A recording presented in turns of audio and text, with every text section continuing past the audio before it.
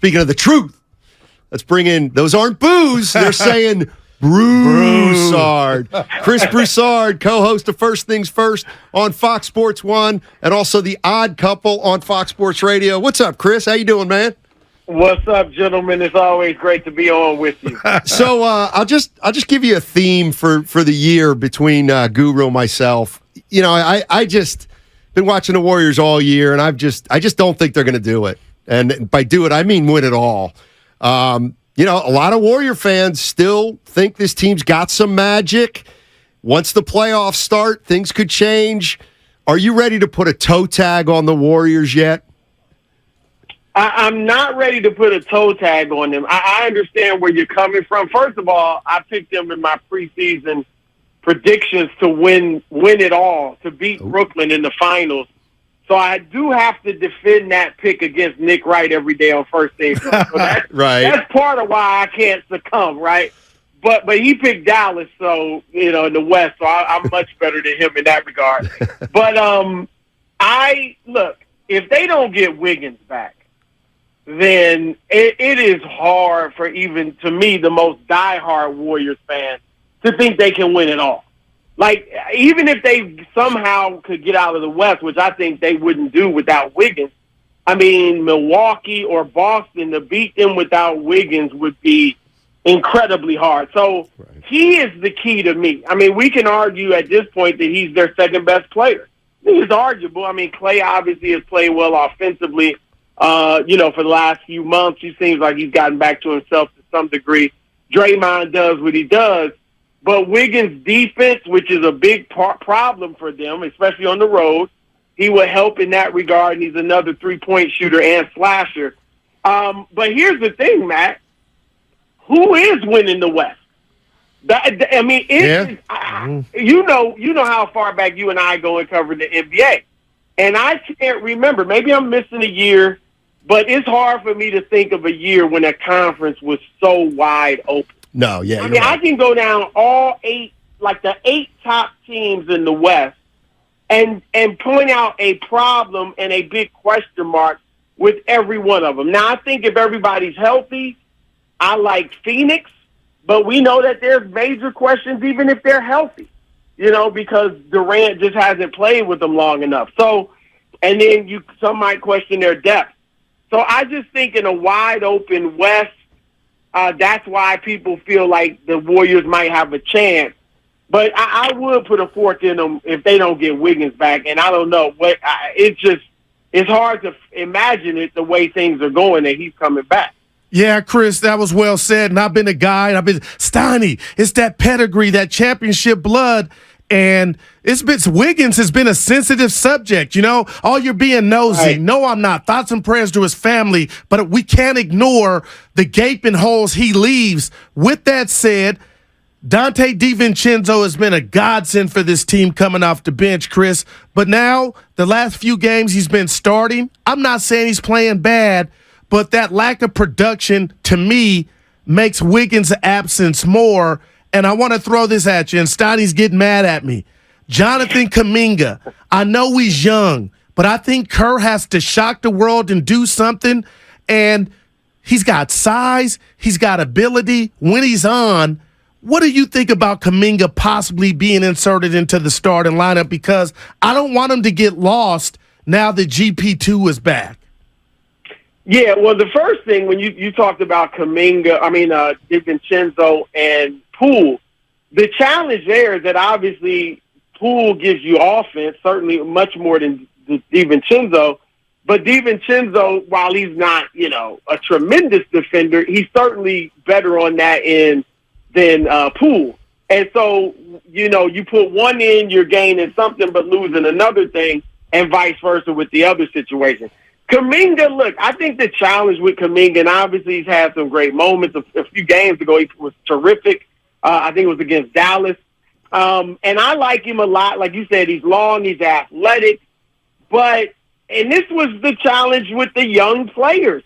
They are in a situation where you got to win. Like, you have to play winning basketball. And that's where Kuminga, and it's really not a slight on him, but is he ready at this age? The Warriors play a style that I think has been hugely to their benefit.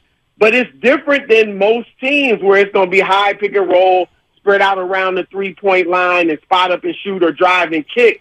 Yes, a Kuminga, a young kid can get into that easily. But when you talk about what the Warriors do, the ball movement, the player movement, the reading of the situation, that's where I think, when you look at Wiseman, it was a challenge with him. Kuminga is a challenge with him. That's where the young guys might not be ready. So I don't know that I could put Kuminga in the starting lineup yet. I probably would go with DiVincenzo unless he just completely falls off. I know he's slumping, but unless he completely falls off, I probably would have him right now. Chris Broussard joining us on 95.7 The Game, co-host of First Things First on Fox Sports 1 and also The Odd Couple on Fox Sports Radio. Let me ask you this, Chris. Bob Myers, the Warriors president and GM, we got 6 games left in the regular season. He doesn't have a contract for next year.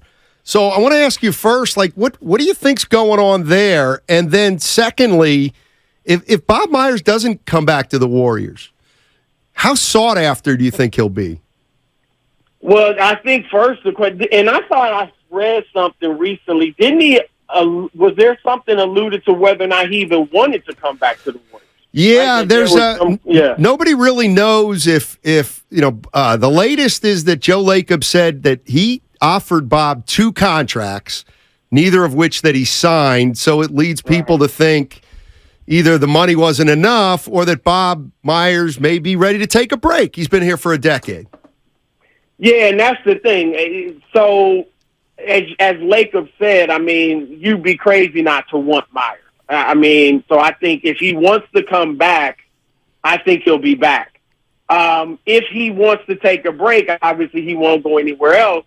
But if he's ready to move on to another challenge, he would be, I don't know if you can overstate how sought after he would be, Right. Because this is a copycat league, and everybody would be looking at the Warriors like, let's go get the guy that helped build them.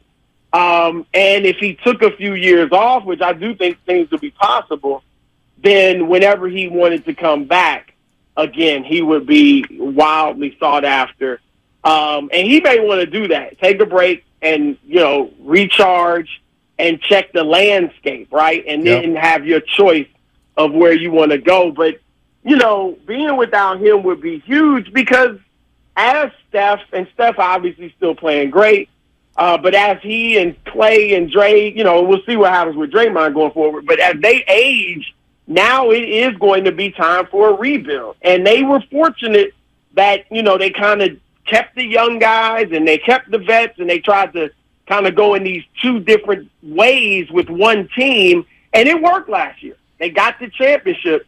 But the question is, can that work? Is that going to work this year? We'll see. But, yeah, it's going to be – they would need a Bob Myers or somebody like that to rebuild this team over the next few years. Chris, help me out. Let's talk Draymond Green. I've told my partner all season long, even after the punch, I was like, you know what? I like the motor. He's invested. And I know he's on record as saying, it's just a game in March when they lost to Memphis. But Minnesota last night, they had length. And to Dre's credit, he's not the longest defender, but he gives you everything. Where are you at when I ask you, where is Draymond Green as a top defender? Where are you at? Well, he's still a great defender in the league. Obviously, he's not what he was a few years ago. But I still think you throw numbers out with Draymond, his playmaking, his leadership, his communication, and his, just defensive instincts and ability. I'm fine with all that. But the question is, and Draymond brought this up in his podcast a month or 2 months ago, whatever it was, about has he lost that authority? And even within himself, and I know he's trying to pick it up, and he's got to, but they whether it's a meeting with everybody, a come to Jesus meeting, or him just deciding to do it, he's got to find some way to get back what he had last year and all the previous years, where they can get past this punch, and I know they have to some degree, but where that can't stop him from being who he's always been, and from the young guys, I don't think it's a problem with the older guys, but from the young guys from buying in. And whatever it takes for them to buy into his voice and his authority, he's got to figure out a way to do it. Because we know with their road record, a lot of it has been defense. And I know, and I agree with to a large degree, I'm sure you guys saw all the analytics and the articles that have come out about how teams are just shooting historically great against the Warriors on the road from three-point land. And it doesn't appear that their defense is lightened up, but the guys are just hitting shots.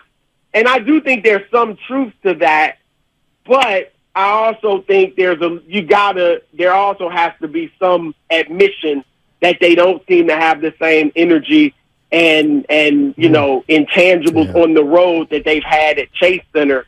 And look, they've played well lately. They got a couple of wins on the road, which is a good sign. But I think that's the key for Draymond is somehow they got to get on the same page, all of them together. And maybe the playoffs will do that, right? Maybe it's like, look, now forget everything else. We got one goal in mind. We don't have to be the best of friends, but we got to win this thing. And maybe they can take that approach starting in the postseason. Chris Broussard joining us on 95.7 The Game, co-host First Things First on Fox Sports 1 and also The Odd Couple on Fox Sports Radio.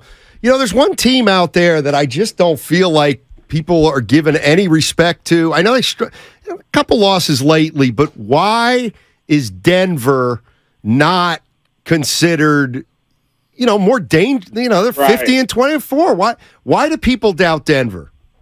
Yeah, I agree. I don't think they're scary at all. One thing is the defense, right? They're a mediocre defensive team at best. And one thing we know is that for the majority of champions, the overwhelming majority of champions over the last few decades have been very good defensive teams. There's a handful in there, or a couple, I should say, that maybe didn't rank high one season, but generally were good defensive teams. So that's one of the things that makes people question them. And then Michael Porter Jr., similar to some of the young kids, obviously he puts up more points than some of the young kids with the Warriors, but does he yet understand how to play winning basketball? He can shoot it, he can score, but defensively he's lacking, and some of the other winning intangibles, he's so young, he doesn't seem to have them yet. Jamal Murray has kind of, had been coming on the last few months and kind of becoming the old Jamal Murray, which would help them tremendously. But and Jokic, as good as he is, and the numbers he puts up, and he's a tremendous playmaker. I call him, he's a point center. Like, that's what he is, and he's awesome. But because he's not great defensively, and I know I've seen numbers, but we all know, watch the game, he's not tremendous defensively.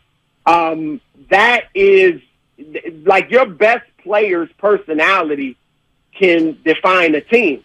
And he, as great as he is, he doesn't have a game that scares opponents. And even like an Embiid, who we'll see take over games on both ends of the floor, or Giannis take over games on both ends of the floor. Jokic will take it over offensively to some degree, but not defensively.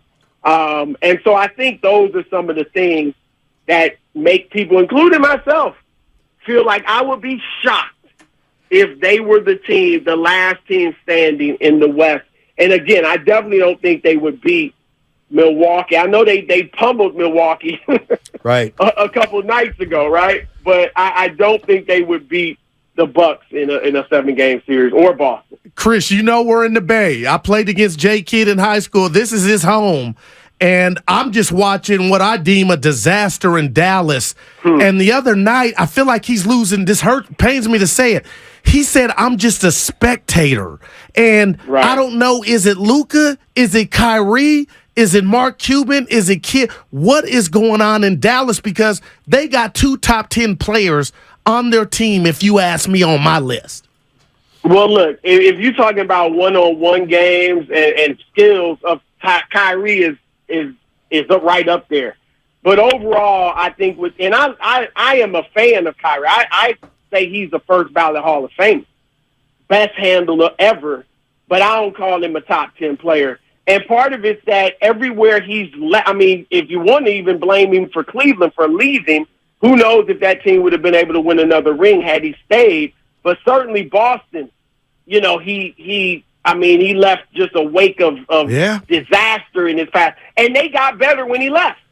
And then the Nets, we know what happened there. If Kyrie, and he misread it by leaving, because he doesn't have any guaranteed money coming from Dallas, especially with the way things have gone. And I didn't think he had it anyway, but especially with the way things have gone. And so he would have been better off staying in Brooklyn, trying to make it work with KD. KD would have stayed there with Kyrie. And had he not done the things he did last year, maybe Harden would have stayed there.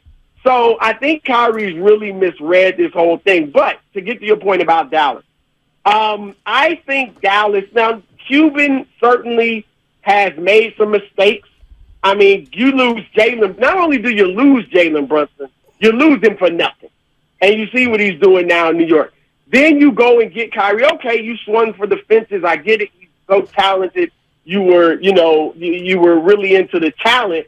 But they haven't built a team that's defensive oriented now. Like Dorian Finney-Smith was one of their best defenders. So even when Kyrie and Luka have it cooking, they don't get it done on the other end.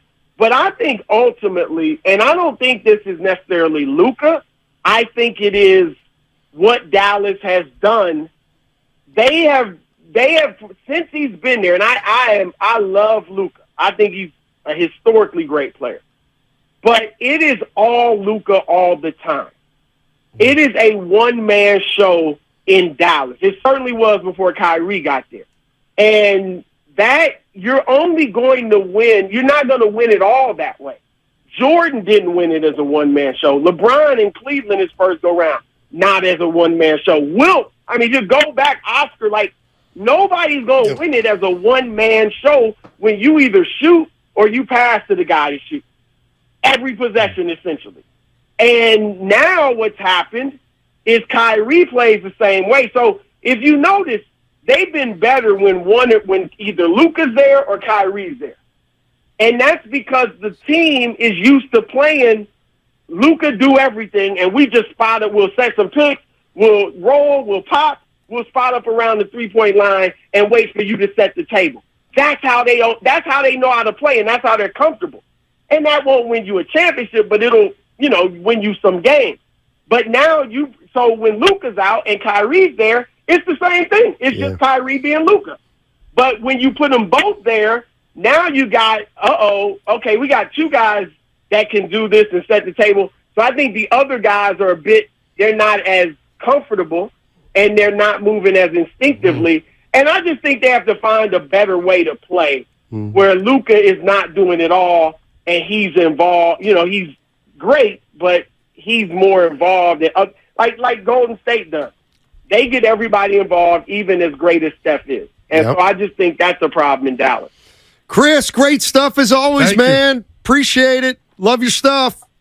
All right, brothers. Y'all keep up the great work, man. Anytime you need me, let me know. Will do. Chris Broussard, Fox Sports.